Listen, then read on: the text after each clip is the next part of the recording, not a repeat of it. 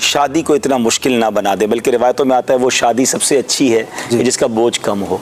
तो माँ बाप पर भी बोझ कम हो, अल्लाह करे कि ख़ास तौर पे लड़के वालों की तरफ से जो है ना, अगर ये क्या पैगाम मिलना शुरू हो जाए कि हमें कुछ नहीं चाहिए और हम बग़ैर जहेज़ के, या जो मुख्तसर ये जहेज़ होता है, हमारी मेमनी में कहते हैं चादर मुसल्ले में, भाई अगर चादर मुसल्ले के साथ यानी मुख्तसर 2-4 चीज़ें आप दे दें लेकिन कोई डिमांड ना हो।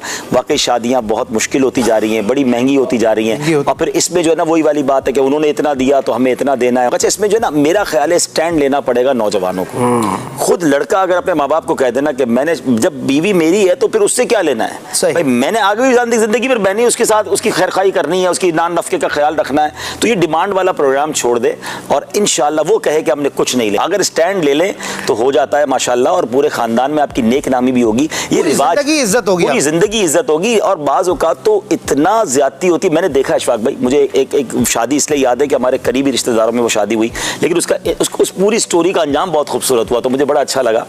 महरोज़ भाई, हुआ ये कि एक मेमन कम्युनिटी में हमारे एक रिवाज है कि एक कम्युनिटी में कि शादी के लिए लड़की वालों को घर लेके देना होता है। तो घर लड़के को मिल गया और शादी हो गई। बाद में उस लड़के को पता चला कि ये घर देने के लिए ससुराल वालों ने अपना घर बेच दिया और वो खुद किराए के घर में चले गए। और उस लड़के से अल्हम्दुलिल्लाह मेरी कुछ इंटरेक्शन थी, सलाम दुआ बड़ी अच्छी थी। मैंने उसको समझाया, अल्लाह ने तुम्हें बहुत दिया यार, तुम्हें पता है तुम्हारे सास ससुर कैसे रह रहे हैं, किराए के घर में रह रहे हैं। अल्लाह उस लड़के को सलामत रखे, उसने अपना घर बेचा, अपने ससुराल वालों को वापस घर दिलाया, अपने माँ बाप से मशवरा किया पहले और फिर अपने माँ बाप के साथ रहना शुरू हो गया। बोला मैं आपके साथ रहूंगा, आपकी खिदमत करूंगा, क्योंकि मेरी वजह से मेरे ससुराल, वो भी तो माँ बाप है ना, और वो किराए के घर में चले गए अपना घर छोड़कर। आप जो अशफाक भाई ने जुमला कहा ना, अब तक उस बंदे की अपने ससुराल में जो इज्जत है ना, यानी वो रो के दुआएं करते हैं उसके लिए कि ऐसा मिलेगा कि जो हमें घर ले चुका और घर बेचकर वापस हमें घर दिलाया।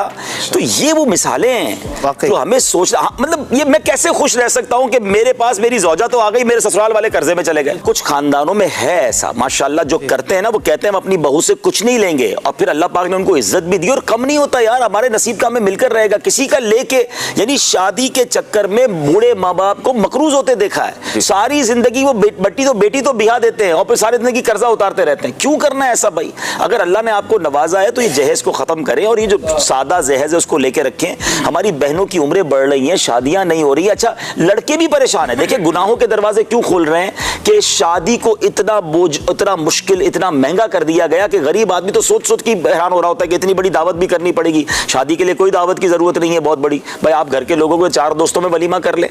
अच्छा देखिए, जब ये कोविड आया था, लोग कहते हैं, मैं 2-3 बातें कहता, कोविड आया था दावतें नहीं हुई। मैंने इतनी सादा शादियां देखी, घर की छत पे शादी हुई और 15-20-25 लोग आए और शादी भी हो गई। मैंने कहा काश यही फार्मूला कोविड के बाद भी जारी रह जाए। इधर कोविड गया, इधर जनाब फिर हॉल भरना शुरू और वही महंगी महंगी दावतें। दूसरे नंबर पर कोविड ने तो बहुत चीजें सिखाई ना। जब ये कोविड के बाद पाबंदियां थी, मैं तो इतना हैरान, मैं एक दावत में खाना खा के बाहर निकला 9:30 उसके बाद बजे। अल्लाह अकबर, मैंने कहा या अल्लाह ये पॉसिबल है। अच्छा, जब हम कहते थे ना दावत जल्दी कर दो तो कहते मेहमान नहीं आते, और भाई कानून के चक्कर में तो सारे आ गए। आप अपना कानून बना लेना कि भाई हमारी दावत 9 बजे। अच्छा, मैं कुछ सोसाइटी उनको जानता हूँ, कम्युनिटीज़ को, मैं नाम नहीं लेना चाहता ऑन एयर, बड़ा अच्छा लगा मुझे उन्होंने दावत दी, कहा अभी भाई 9 बजे खाना शुरू हो जाएगा, आप लेट आएंगे तो खाना शुरू हो चुका होगा। और वाकई पूरे 9 बजे खाना शुरू कर देते हैं वो हर शादी में, तो चाहे और पूरा हॉल भर जाता है उनका, उनको पता है ना कि ये हो जाएगा। तो हम अगर चाहें, विलिंग हो, तो हमारे खानदानों से, हमारी कम्युनिटी से जहेज भी खत्म हो सकता है। जो सुन्नत का जहेज का है वो रखें, बाकी ये डिमांड प्रोग्राम खत्म करें और शादियों को सस्ता कर दें। शादियों को, लोगों का काम ही बातें करना है। बहरोज भाई, आप 10 लाख का खाना खिला लें, उन्होंने फिर भी कह देना फला आइसक्रीम क्यों नहीं रखी, कंजूसी की है। जब 10 लाख के बाद भी ये सुनना है तो 50,000 में भी सुन लो यार, 9.5 लाख बचा लो, उनको उम्र पे भेज दो मियाँ बीवी को।